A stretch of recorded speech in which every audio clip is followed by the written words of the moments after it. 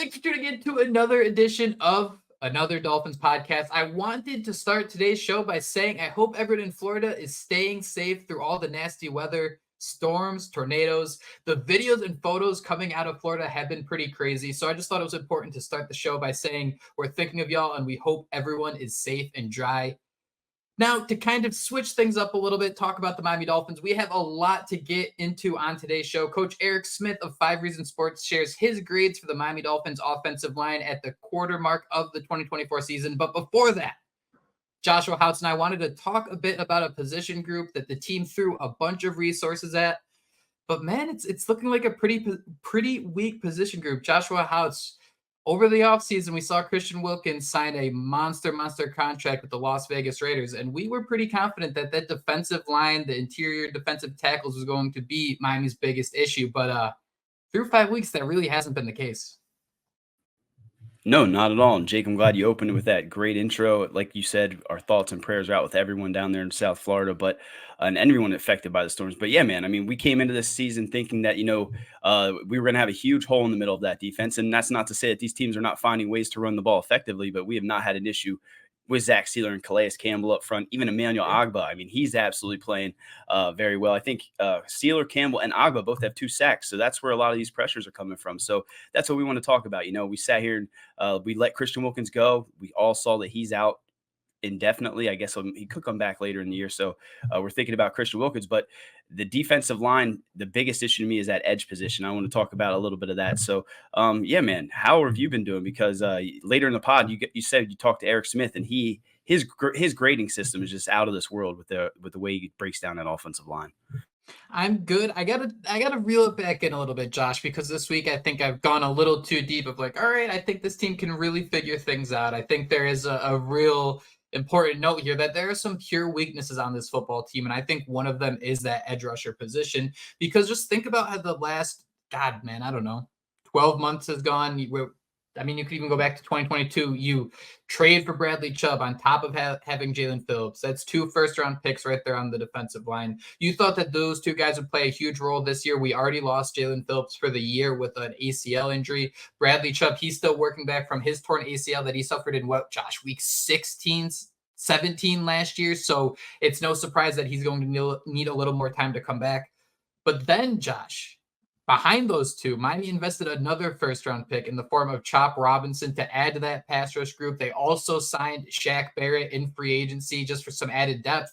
We thought this unit would be looking pretty strong, but man, Shaq Barrett, he decides to retire about a week before training camp begins. I mentioned the Phillips injury, and all of a sudden this Miami Dolphins defense ranks number 26 in the league with an average of 1.8 sacks per game. And dude, it's been awesome watching Calais Campbell be an absolute stud. It seems like through 4 games, he's really done a good job of replacing Christian Wilkins. But at the same time, this guy is 38 years old. He's been awesome to watch, but we got to figure some other things out, man, because I don't know if we can trust that for 17 games, even though, he's going to go into the Hall of Fame just by the standard of 17 games of awesomeness. But, you can't really expect that at 37. No, and he's an anomaly. So we're sitting here, and at times where I know Chris Greer gets some praise, I guess, maybe for bringing in a Calais Campbell. I don't think that you should get praise for having to rely on that's a break in case of emergency, hoping that Campbell can replicate what he's been doing. And he's right next to Zach Sealer. You're not really missing a beat. But the biggest elephant in the room, and I think the biggest name that everyone's kind of down on, is Chop Robinson. And I had to look it up, Jake, because he has 7 tackles, 5 stops through the first 5 games of the season. And Jaelan Phillips had 9 tackles. 2 of those were sacks through the first 5 games of the season, and only 2 of those sacks came against the Giants in week 5. So similar player. I know a lot of people, we came into the year thinking that Chop Robinson was going to be this pass rush specialist. What we've seen so far is it's almost like they're throwing him out there trial by fire, combat by fire, like we like to say, Jake, because he isn't that great against the run, but they're setting him out there in run situations, hoping he can hold up, contain the edge. And as of right now, he's just not, strong enough and just not ready to be doing that, similar to what Jaelan Phillips was. So I see him getting a lot of hate. I know that, you can be upset with Chris Greer for not addressing the offensive line or a more immediate need, but I think long-term, you got to remember that this guy was a project. And right now they're asking him to do things that isn't really necessarily in his alley. So I'm hoping that we see Chop Robinson truly evolve over these next few weeks with Jaelan Phillips out, like you mentioned, Bradley Chubb on the back end. I guess that's a long-winded way of saying he's starting to show some things. I think he had 5 quarterback pressures last week. Had a nice one on third down against the Patriots. So he is getting there. He's just not converting the sacks. And again, it's a very similar to Jaelan Phillips. So give Chop Robinson a little bit of time. He's just a young player at this stage. And that's kind of something we've been preaching throughout the offseason was the idea that Chop Robinson, he's going to take some time that for he's kind of what the double-edged sword at this point in his career where he's going to have that first quick step. He's going to have some opportunities to almost block a punt, get really close to getting a sack. But at the other end, you see scenarios where he gets just absolutely washed out against the running game or something like that. I see a lot of people saying like we just need to rush him up the A gap more. We just got to rush him up the B gap more. And I agree with that. I think Chop Robinson's first step is truly what makes him special. And when you have a young player early in his career, you want to lean into what makes them special because if you have them going out and trying to do everything that they're not, you just see struggles, you see inefficiencies on the defense as a whole. But Josh, I do have a little bit of a fear that like if we know that Chop Robinson is at his best in the A gap and B gap, and the Dolphins know that, I'd assume that there are 31 other teams in the NFL that also know that. So I'm kind of wondering here that, I mean, Anthony Weaver, it's the second time being a defensive coordinator. I do wonder if the Chop Robinson like change up is going to be coming because it's not something where you can have him lining up in the A and B gap, 17 straight weeks and be like, yeah, man, this is going to work. Like, this is how he's going to get things done. You wonder if it's a pitch that Anthony Weaver has in his back pocket for maybe a couple weeks down the road, maybe in some late game situations. And at the same time, you're getting this film out there where, Robinson has struggled. And you're right, man, that's to be expected. Very raw coming out of college where it's going to take a little time. Yeah, and I think again, what made him so exciting coming out was his versatility, like you mentioned, being able to move him inside. I think I looked it up; he had only had 3 snaps inside so far this year. So as cliche as it sounds, maybe this is just Mike McDaniel and Anthony Weaver saying we need to get this rookie adapted to the fundamentals, the basic part of that game. And then when later in the year when we want to open things up, maybe we'll give him more on his platter. But again, that was your thought process probably coming into the year. I mean, I know a lot of us were pretty high on Quentin Bell, who I had to look up if he was even still healthy. He had 5 tackles. He hasn't had a quarterback pressure yet. I think he had 1 snap all of last week. So he's getting about 15 snaps per game. But that was a guy who we thought could maybe, based on all the hype we heard throughout the preseason, we thought he might be able to come in there and fill a void. So you're hoping he steps up. But I really do think Chop Robinson over these next few weeks will really hopefully take his game to the next level. Jake, I wanted to ask you, Mo Kamara, he was another guy who maybe us as Dolphin fans were hyping up because late round guy, we heard the chip on his shoulder and things like that. So far, we really haven't seen him out there making an impact. But again, maybe it's to be expected. But right now, you're at the bye. You need to figure out a way to get that edge position set. What are your thoughts on Mo Kamara and maybe him taking the next step over the next few weeks? That was one of the things where, what did we say, Josh? We thought that Kamara might have a few more sacks his rookie year. He's much more of a violent player, an aggressive player, where Robinson, where you rewatch the film and you see the pressure rate and you really understand the progression here of why he was a first-round pick, you kind of understand why Kamara would have that step ahead. But at the same time, man, this is a 5th-round rookie. This is a situation where it's not as simple as just kind of going and plugging someone in. We saw scenarios last week, or I think it was even against the Titans game, where Robinson would be lining up on the edge, and you had offensive linemen kind of pointing in that direction of, hey, let's run this way, let's go at these type of guys. So you do wonder the risk reward here of maybe Robinson Kamara can go in there and get a couple sacks, but at the same time, is he going to get beaten on 3 straight plays where you can turn a 2nd and 26 or I mean, wow, that'd be a crazy sack, but like a 2nd and 18 still converted just by like running at them just the next play. Those are things that I'm interested to see. Those are things we don't necessarily know. You mentioned the guys leading the team in sacks, Josh. Sacks, Sealer, Calais Campbell, Emmanuel Ogbah each have 2 apiece. Jalen Brooks, Jaelan Phillips, and Deshaun Hand each have 1. That's it for the Miami Dolphins in sacks so far this year. Is there anything that really sticks out there or surprises you? I mean, I guess it seems like they're going back to maybe more of these. I don't know. I guess it is not getting a lot of that production out of the edge position. But again, it's not so much, Jaelan Phillips is banged up. We see Chop Robinson young in. To me, Emmanuel Ogbah really stepping up. I mean, just like Calais Campbell, those 2 guys almost seem like the Dolphins lucked into those guys. So thankful that Emmanuel Ogbah's around. But I think that we need to see a lot more of those guys on the edge. But, however we get there, however we, convert these things, I really don't care. But we're stoked, man. And what about Cameron Good? He's another guy that I keep forgetting that he's also on injury reserve or pup or whatever it is. I always get him confused, but he suffered a pretty harsh foot injury, if I remember correctly. He might be out a little longer than Bradley Chubb even. The Dolphins are in a very unique spot, Josh. As we approach the second quarter of the season, give or take, who do you see stepping up as that edge rusher? I mean, Emmanuel Ogbah, yes, he's kind of a defensive end, but I like to label him more of a defensive tackle. When you think about those guys true on the edge, I only see Jaelan Phillips having a single sack. So to go through the list here, Chop Robinson's listed as a starter, Tyus Bowser, Quentin Bell, Mo Cabrera, and I'll throw Bradley Chubb in the mix. I don't know if he's going to be back. Out of those guys, who do you think can really step up and generate a couple sacks here in the second quarter of the year? Yeah, that's a good question. I do think that I personally forget the Chubb, how good he was. 45 tackles, 11 sacks, 6 forced fumbles. So I think, when we get him back, we'll feel pretty good about Game that changer. position. But yeah, so I don't want to go with the cliche chopper. I'm going to say Tyus Bowser. I mean, we know he has familiarity with this system. It's so I cliche like to that. say. We already see him. It looks like this is an ESPN depth chart, so I don't know how far. If it's true that he's above Mohamed Kamara, but I wouldn't be surprised. So the more he gets into this defense, gets his footing, I could see him having a bigger impact. But again, I got to tip my hat to Emmanuel Ogbah because he's really been, I guess, doing more than I expected. Maybe I should have had higher expectations.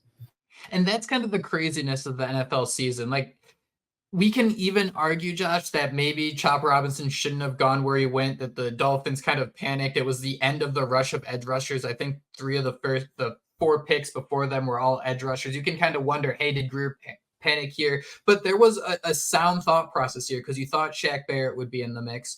You thought that you'd have Jaelan Phillips, and just football's a physical sport. It's tough. It's very, very hard sometimes. Josh, the Dolphins' top 6 pass rushing grades according to PFF. I want you to tell me what they all have in common, all right? Calais Campbell is number 1 at 82. Jordan Brooks, number 2 at 73. Zach Sealer, 3rd at 70. Benito Jones at 70. Brandon Peely at 68. And Deshaun Hand at 66. Well, I don't know. Not a single one of them is an edge rusher. They're all okay. defensive line. Well, you got Jordan Brooks being What, a linebacker in there, but that's crazy to me. The Dolphins have really struggled to generate pressure on the edge, and this is going from a team that has failed to lead during games so far this season. So I look at the second quarter of the season, man.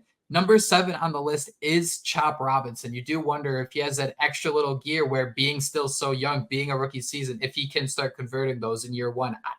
It's going to be tough, but I really like you bringing up someone like Tyus Bowser, 29 years old. He's a little bit on the older side. Just some bad injury luck the last couple of years, but I really like reuniting him with Anthony Weaver to see if he can make some noise where you do have some good pressure coming from the interior. Yeah, and another guy I really wanted to bring up, and sorry, what the hell am I? I'm actually blank. Josh, I bring up all these names and how Miami's so desperate for pressure off the edge, just some playmaking plays. What if I told you that Andrew Van Ginkel, his 3 sacks would lead the Dolphins? Andrew Van Ginkel, his 2 interceptions would also lead the Dolphins. I mean, it's just still so crazy to me that the Dolphins try to do so many different things, bending over backward this offseason. When you had the guy right here, just the diverse playmaker who's just awesome to root for game after game. I mean, if you're looking at one issue that could really change the entire offseason, it's we're not going to pay Andrew Van Ginkel that extra $2 million and try to get Shaq Barrett instead. Did we pause it when I was sitting there doing my Dory brain thing? Because that's exactly what I had wanted to talk about was Andrew Van Ginkel, because that is why I think a lot of us are down. Yeah, you got that. We were on one level there, but yeah. So I think that's a lot of the reason why everyone's expecting Chop Robinson to really step up. I mean, we as fans, everyone, collectively would have said, sign Andrew Van Ginkel, bring him back, especially for that contract he got. And when you see him every week making a play, I mean, you hear people saying, could he be in the running for defensive MVP? I mean, it's absolutely absurd what he's doing. And again, when you needed that help at the position, when you knew you weren't going to have Jaelan Phillips, I mean, he came back sooner than expected, so that's cool. But you knew you weren't going to have him most likely early on. Bradley Chubb as well. I mean, it made no sense to let Andrew Van Ginkel walk. It goes back to just why Chris Grier, when he has these good players that he drafts, they don't want to give him a second contract. But like we said before, Jake, they'll have no problem trading away assets and then giving the bag to some of these other guys. So I don't know what that was a long-winded way of saying, but yeah, fix your shit, Chris Grier. I guess that was my long-winded way of saying that. But I think Chop Robinson, again, is going to step up. And I think a lot of people, take a little bit of that heat off Chris Grier. But I think we'll eventually have that Chris Grier, Mike McDaniel discussion that we had in our comments on YouTube that they really want us to do an episode on that. I agree. I agree with you. Some final thoughts here. Christian Wilkins, he's going to be sidelined for quite a bit with an injury. There was a feud going on around Twitter. Will it impact Miami's compensatory picks? No, it will not. Christian Wilkins got paid way too much. Robert Hunt, he's a better example. He even got paid too. He made over $100 million. I mean, insane money. Good for him. But he's somebody, if he was to miss time, I think he can drop from a third to a fourth round pick, just based on the contract and all those other factors. Where Christian Wilkins, I think we're all set there with the third. I think Robert Hunt, we were even a little surprised when it came out that he was a third. We were kind of aiming for that fourth round territory. And Andrew Van Ginkel, if he keeps playing this way right now, sorry, I'm jumping a bunch. Miami right now has 2/3, one for Wilkins, one for Hunt. And then they have a seventh round pick for, I think, Brandon Jones. I'm probably wrong about that, but they're getting a seventh round pick from someone. No, Josh, who was the other? Deshaun Elliott. Deshaun Elliott. Thank you. So Andrew Van Ginkel is part of that, and I think he gets crossed out with someone like Jordan Brooks.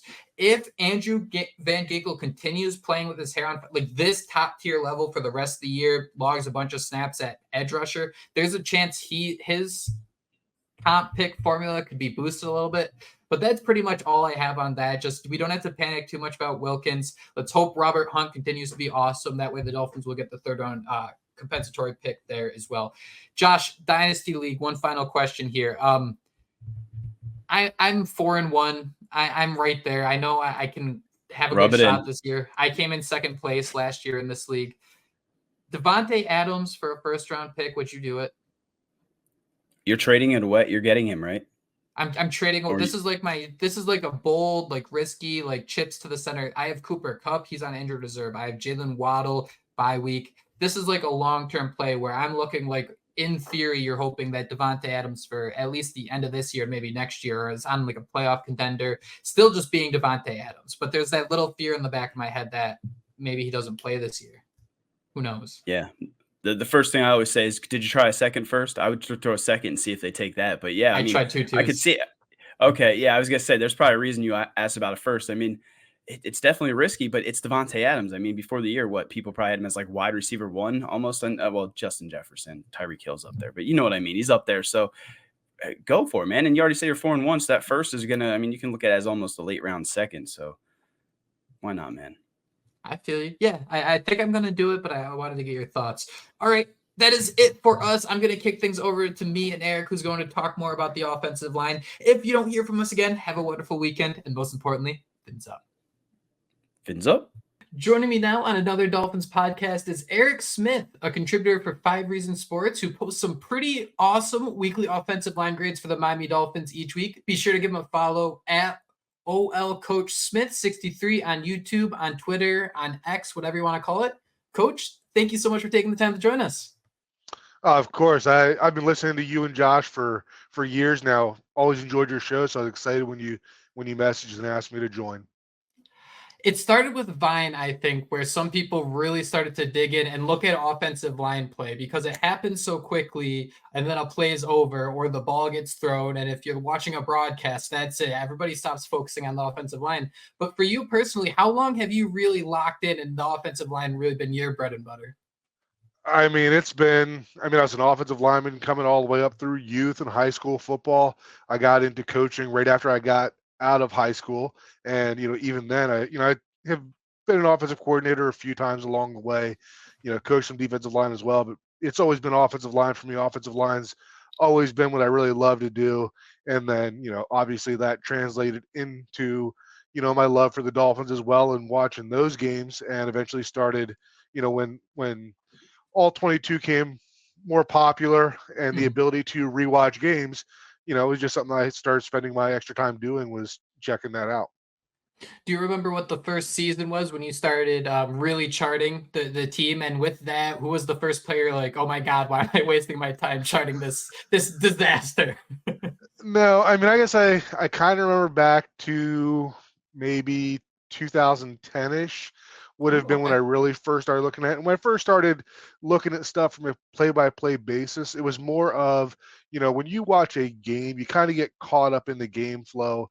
And by the time you get to the end of the game, you kind of wonder how you got there sometimes. Mhm. And, so I started going back and I started making notes as to, along the way, just some of the different plays throughout the game that I felt impacted the game, and just started kind of seeing, what players had more of those, what players had less.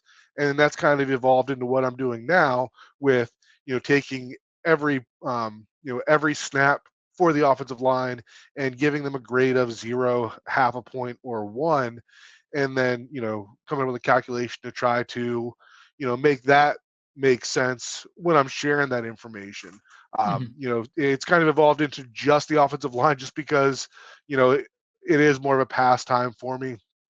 So it's easier to, for the most part, unfortunately not always with the Dolphins, to have the same 5 offensive linemen out there every time and be grading those players versus trying to track everybody who's coming on and off the field and where they're lining up.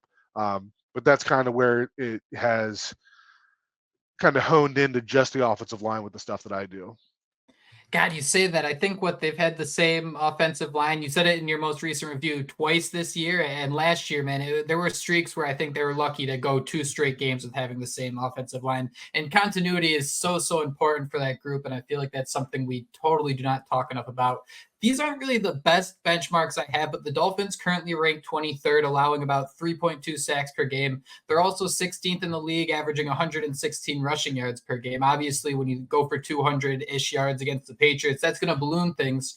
You had a great quote where you said on a recent show that things are generally never as good or bad as they look during the game broadcast. We've had 5 weeks to kind of digest this offensive line, and everybody shares the clip of Chris Greer kind of chuckling, you guys care more about the offensive line than us. It's very easy to react about one play, as you mentioned, but what's your general feel about the offensive line and where it's trending? I think they've been solid so far. Kyle Mhm. Krabs had a nice quote as well, talking about how when you are looking at the offensive line, what you've seen through 5 weeks, that you're kind of going to have, you know, 2 guys that play really well, 2 guys that play okay, and then 1 guy that you probably say, you know, probably feels like they could have played better. And that's kind of been the trend through the first 5 weeks. And, this past week it was Liam Eichenberg was the one that, could have played better. And even in his post-game interview, he said as much. And before that, Robert Jones had some of those.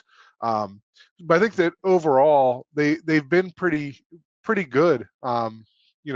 You obviously have those couple of plays here and there, and especially with Liam Eichenberg, because everybody just he had a really rough start to his career. Mhm. And for whatever reason with him, it's not that he loses so much more often than anybody else. It's just that when he loses, it's like really bad. Yeah. And that sometimes like that gets blown out of proportion. And a lot of times you know other players have the same number of losses in a game, but they may not be as visible as what Eichenberg does. So, when those are what's fresh in your mind, then of course it's, Liam Eichenberg sucks. But when you Mhm. go back and you look at it as a whole and track them from play to play, sometimes you find that he really only had as many negative plays as, an Aaron Brewer or, an Austin Jackson, something like that. You got to look at the batting average. For the Right. biggest part of this offensive line, you lose Connor Williams. He signed with the Seahawks. And then Robert Hunt, 5-year, $100 million contract with the Carolina Panthers. That still blows my mind every time I say it. Has Austin Jackson's game looked any different without that 6'6", 330-pound mauler like Robert Hunt next to him on that left side of the offensive line? Right side, sorry. Yeah, I don't think so. I felt like last year, I feel like Austin Jackson really got out to a hot start last year. He graded really well through probably the first 5 or 6 games last year. And then he kind of tailed off. And so when he got the extension and it wasn't, a top of the market type extension, to me, it made sense because he wasn't playing as a top of the market tackle. He's playing as Mhm. a pretty good tackle. And that's kind of been what it's been so far early this season. He has graded pretty well. Jackson, Brewer, and Armstead when he's in there. All three of those guys have graded highly for me, through these first 5 weeks. So I haven't felt like there's been a big drop off from Jackson losing Hunt beside him. There's already some holes in this argument I'm about to say, but would you rather have someone like Austin Jackson, who might be like an 80 overall if we're going out of 100, but he's going to play 16, 17 games per season, or would you prefer like all-star 33-year-old Teron Armstead? And definitely no disrespect here, but if you can pencil in like, all right, it's just how his career is gone. He's going to miss 4 or 5 games. Which player would you pick personally? That guy who's going to be an all-star for 12 games, or somebody you're going to have for 16 or 17? I think a lot of that would depend on who the backup is. And that's, I kind of like what the Dolphins have done at the left tackle position, because when Armstead is in there, he is, elite, or at least borderline elite. And then you have Kendall Lamb, who has played solid in almost every opportunity that he's gotten. And then you have Patrick Paul kind of waiting in the wings. So I like what they have going there. So I don't necessarily have an issue with that, just because I feel like if Armstead were to lose extended time, you're not dropping way off. It's not like we're throwing Lester Cotton out there at left tackle to fill in for him if he's not in there. But as a general statement, if we're not talking about a Teron Armstead that's, playing at a elite level when he's in there, then generally I would go for the guy that I know is going to be in the lineup, because, like you've heard me say, continuity is key. And especially in the, this zone blocking scheme where these guys, are trying to get into so many combination blocks and different variations of that, having those guys side by side from week to week, you can definitely see a big difference, when that happens versus when it doesn't. Where I think most fans have issues with the interior of the offensive line, specifically at guard, but I really like what they did at offensive tackle, especially left tackle. It kind of seemed like you had Kendall Lamb as that short-term option, like early in the season, those first 4 weeks, and McDaniel proved me wrong here, but you think early in the season you let him go out there and do it. But what were your thoughts seeing Patrick Paul get thrown into the action on primetime? Yeah, so I was all for that. Before the season, I would have let Teron Armstead, ride off into the sunset. And my plan for left tackle would have been to draft somebody that maybe isn't the lock to start at left tackle, but somebody that could compete in there. And Patrick Paul fell into that bucket of tackles. And then to also have a veteran tackle, so that if, the rookie wasn't ready, you still had somebody there to do it. And for me, the first time that Lamb came in was the Buffalo game, and he did not grade well at all in that game for me. The second time that he came in, he graded a good bit better. But it wasn't, it's not like Lamb was playing well enough that I didn't want to see Patrick Paul. So I thought that it was a great opportunity to be able to see him, get him some, in-season reps, because we don't know how many of those there's going to be. And especially once Tua comes back, like, you're going to be less likely to see them rolling the rookie out there. Makes sense. So yeah, I was happy with them starting him that game, and I liked what I saw out of him in that game. What's a thing or two you're really looking forward to seeing in this next quarter of the season or so as Tua gets back? I think one of the most underrated parts of this first quarter of the season was not having Raheem Mostert. I just think the attitude he brings, the personality, just on a snap-by-snap basis, was very undervalued. So when you think about the trenches, what are you really looking for?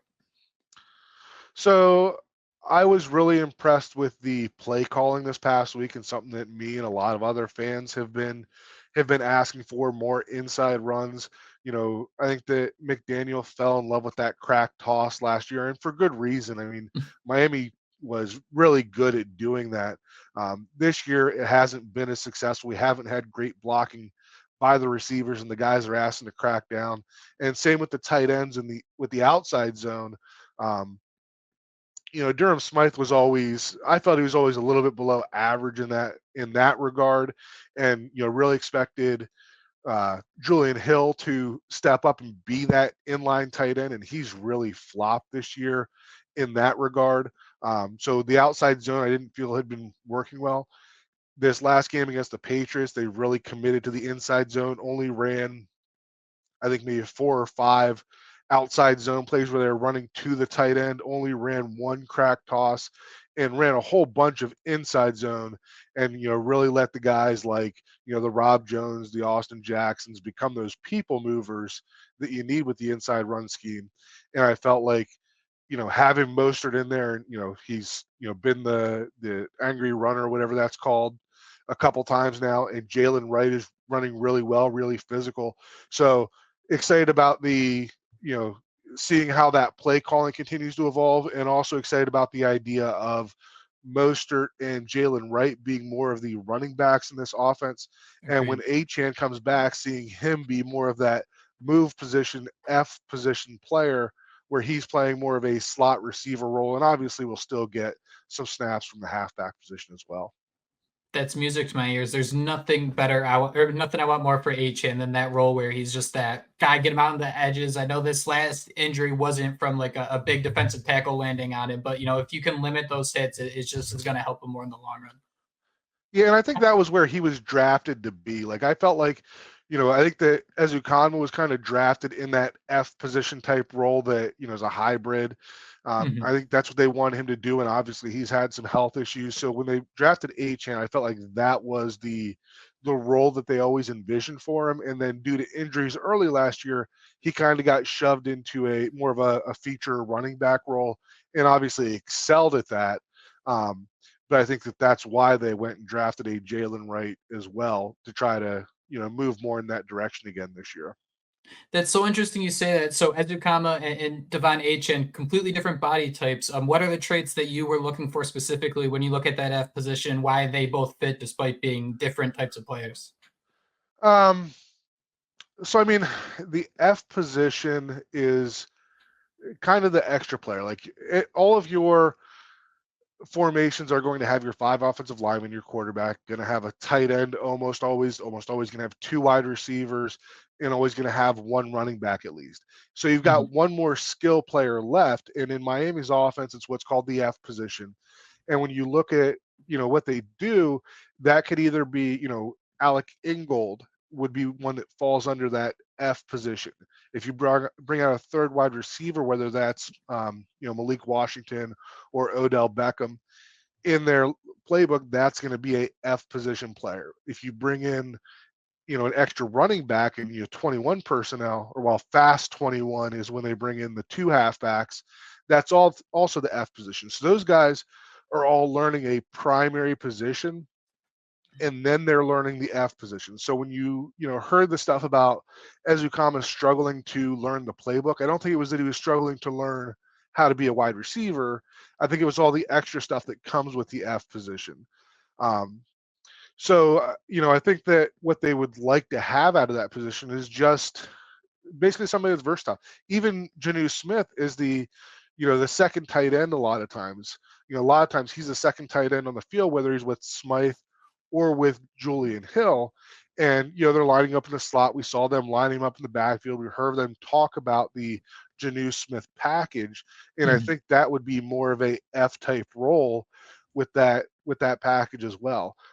So from a F position type player, you're really just looking for somebody that has that versatility to be able to lump in the slot, that has the ability to, run reverse as a ball carrier, can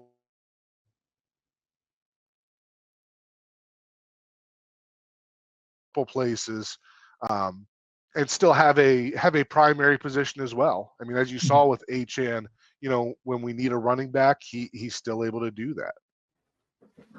At OL Coach Smith 63 on X on YouTube. Eric, this has been an absolute blast. The last question I have for you, if there's one thing I think we've hammered home, is that continuity is absolutely key. 2 guys I really look at on this offensive line, and this could just be me being a homer, but Robert Jones in his 4th year with the Dolphins. Lester Cotton, this guy is 28 years old. It's his 5th year in the NFL. The Dolphins aren't at the point where they're just kind of cycling through the undrafted free agent rookies on the offensive line. You can separate those 2 guys if you want, especially with Robert Jones being a starter. But have you seen that gradual growth between guys like that, where it's somebody it's in Butch Berry, we trust this offensive coaching staff, to really develop these guys and make them into starters after 3-4 years of really getting to work with them?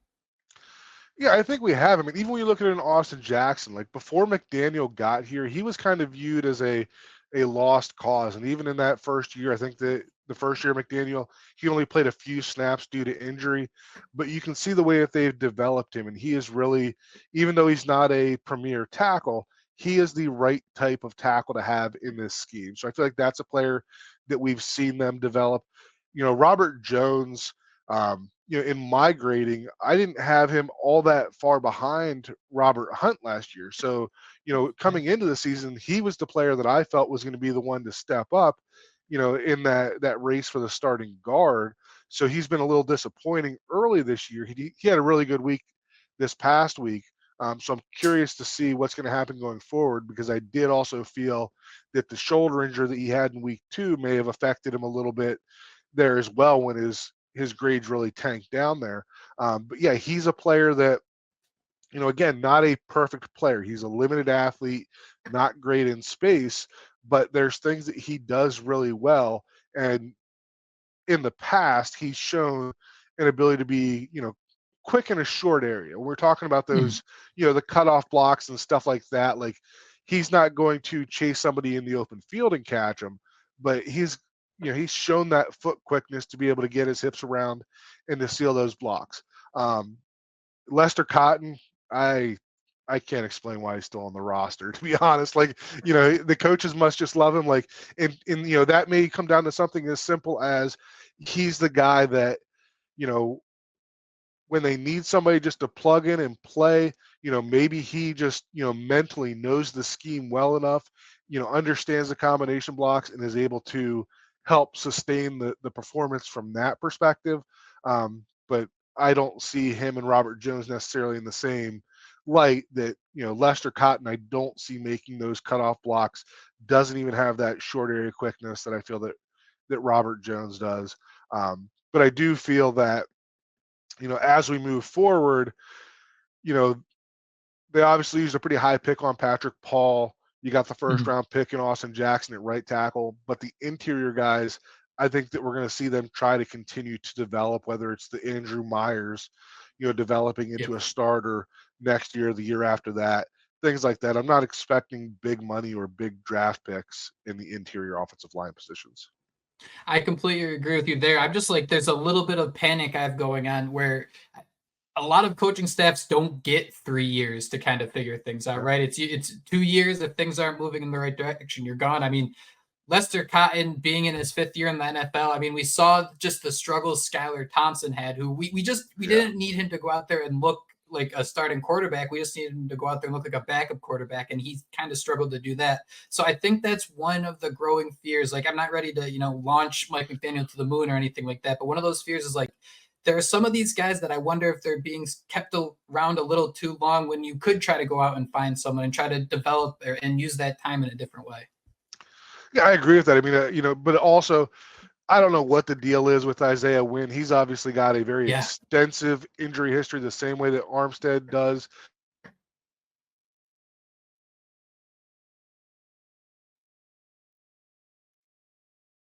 They expected him to miss the start of the season the way that he has, right? So had that panned out, then Lester Cotton probably isn't even on the roster. So I don't think they necessarily came in expecting to continue to develop Lester Cotton. I think that was, again, one of those deals that, Isaiah Wynn not available, Jack Driscoll, apparently didn't play as well as they had hoped that he would. And, Lester Cotton's just the guy on the bottom of the roster that just kind of keeps hanging on. Just those couple intangibles.